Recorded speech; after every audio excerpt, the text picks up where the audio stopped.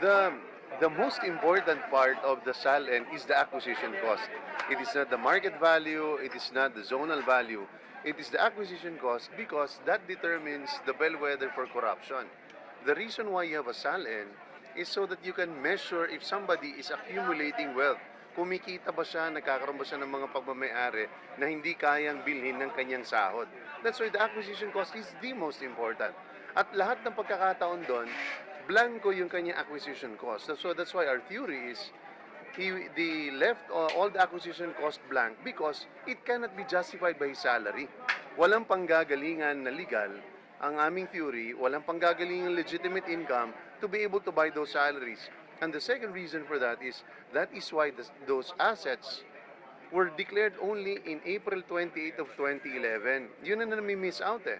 We've been debating about the fair market, the zonal valuation, but people forget about the most basic thing.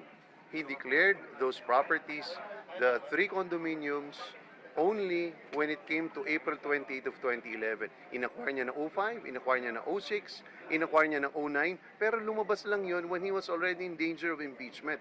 People are forgetting that fact. That's why it's a belated, the 2010 SALN is a belated realization. Sinusubukang pagtakpan yung mga years na hindi niya diniklara itong mga ito dahil matagal na itinatago. And now they're trying to explain it by showing na napakalaki ng sahod. Pero pinakita na po natin that yung salaries na kinikita niya are actually not salaries.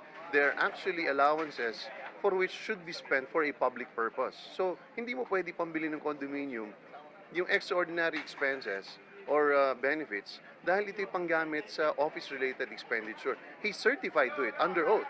So for that reason, he cannot use it for any other purpose because if he does, then he is also guilty of malversation aside from tax evasion.